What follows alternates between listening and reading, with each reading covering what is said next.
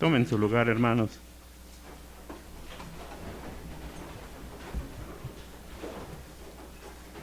Y busquemos en nuestras Biblias el Evangelio según San Lucas, capítulo 23, versículos del 39 al 43, hermanos. Posiciónese allí en esa cita, hermanos, que es el respaldo de esta reflexión. Evangelio según San Lucas, capítulo 23, del 39 al 43. Le voy a dar lectura, hermanos, con una versión un poquito diferente. A veces las versiones diferentes a Reina Valera, pues nos ayudan a entender algunos términos en general. Y dice así: uno de los malhechores que estaban colgados le injuriaba, diciendo: si tú eres el Cristo, sálvate a ti mismo y sálvanos a nosotros. Respondiendo el otro, le reprendió, diciendo: ¿ni aún temes tú a Dios estando en la misma condenación? Nosotros, a la verdad, justamente padecemos, porque recibimos lo que merecieron nuestros hechos, mas ningún mal hizo. Y dijo a Jesús: acuérdate de mí cuando vengas en tu reino. Entonces el Señor Jesús contestó: de cierto te digo que hoy estarás conmigo en el paraíso. Amén. Hermanos, segunda palabra que pronunció, segunda frase que pronunció el Señor Jesús estando en la cruz. Hermanos, ya está el sufrimiento pleno en el Señor Jesús, que ha sido colgado en la cruz, que ha sido injuriado, que ha sido clavado en esa cruz. Pero no solo estaba él, habían crucificado a ambos lados de él un par de ladrones, malhechores, asesinos, ultrajadores, qué sé yo. Pero grandes han de haber sido sus delitos, de tal manera que merecieran la cruz, la muerte en la cruz, que era una de los castigos más horrendos y más tremendos en esa época, mis hermanos. Ambos entonces eran ladrones, obviamente ambos hombres eran pecadores, hasta lo último de sus días, hermanos, hasta lo último. Ambos estaban recibiendo lo que merecen sus actos, pero no Cristo. Cristo no merecía estar en aquel lugar, nosotros sí. Cristo no merecía recibir el castigo por el pecado, porque Él nunca pecó, nosotros sí. ¿Qué significa esto, mis hermanos? Que Cristo murió por cada uno de ustedes, por cada uno de nosotros que estamos aquí. Ese era nuestro lugar, mis hermanos. Ese era el sufrimiento que debíamos haber pasado. Pero ya estaba así, hermanos, el plan de Dios. Y vemos en este escenario de la cruz, del Monte Calvario, dos posturas, una conversación entre ladrones prácticamente, y al Señor Jesús expectante, cargando todo el pecado del mundo. Y vamos a llamar así al primer ladrón, es aquel que le injuriaba a Jesús, diciendo: si tú eres el Cristo, sálvate a ti mismo y sálvanos a nosotros.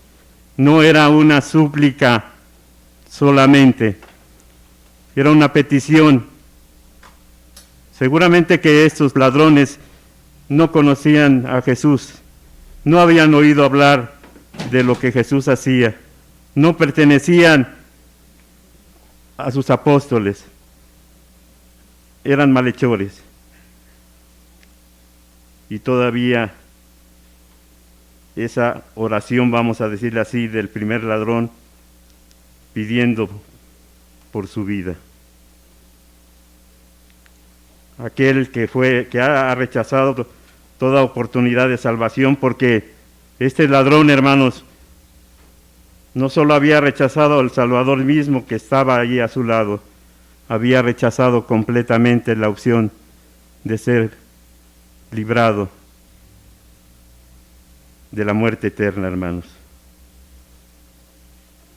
Muerto, como dice el apóstol Pablo, muerto en sus delitos y pecados, con un corazón de piedra, le es imposible ver que está junto al Dios vivo. Es claramente, hermanos, esto una ceguera espiritual. Pero dice, un corazón de piedra.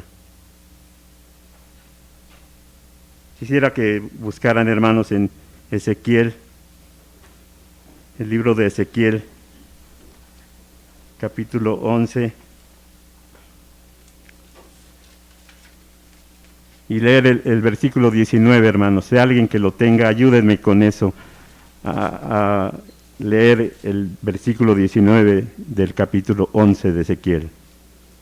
Y les daré un corazón y un espíritu nuevo, pondré dentro de ellos y quitaré el corazón de piedra del medio de su carne y les daré un corazón de carne. Gracias, hermano.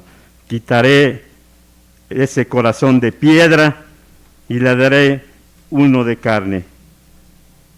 Por eso está hablando de que este ladrón, muerto en sus delitos y pecados, con un corazón de piedra que le es imposible sentir, ver, tener la voz de Dios cuando lo tenía allí a su lado, y no aprovechó la oportunidad.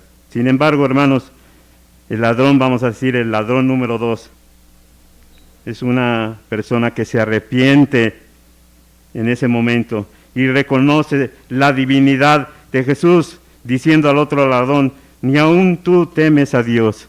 Ya lo está reconociendo como Dios, al Señor Jesús. Hermanos, qué hermoso cuando el poder de Dios transforma un corazón de piedra a uno de carne. Cuando un hombre moribundo en sus pecados lo lleva de la oscuridad a la luz admirable del Señor Jesús. Y abre sus ojos para ver la salvación que solamente es posible en Dios, hermanos.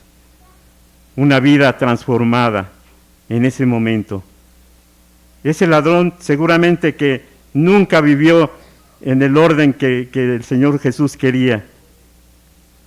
Nunca estuvo en una reunión tal vez de donde se hablara del Señor Jesús, donde se orara. Él estaba por ciertos lugares cometiendo sus fechorías, pero sin embargo el Señor Jesús lo ve con amor, con ternura.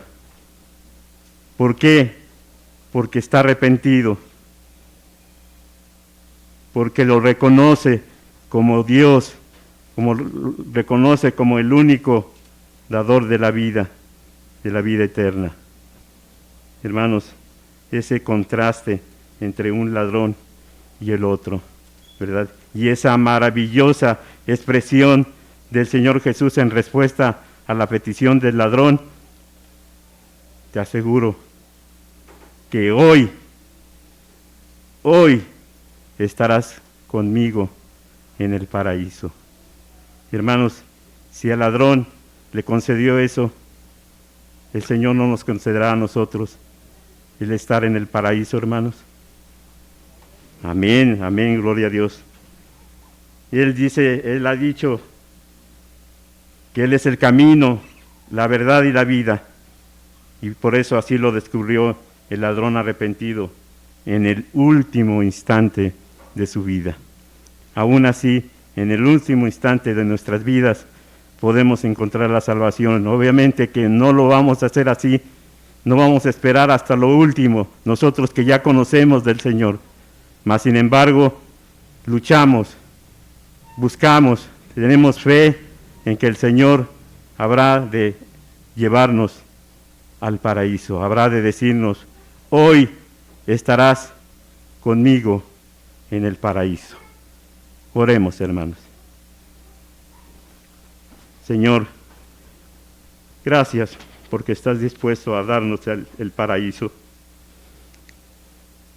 La felicidad a los pobres de espíritu, a quienes tienen hambre y sed de la justicia, a los misericordiosos, a los que tienen el corazón limpio de odios y mentiras, a los que trabajan por la paz. En fin, Señor, a cada uno de mis hermanos de la congregación, que vienen con un corazón contrito y humillado. Así sea. Amén. Dios les bendiga, hermano.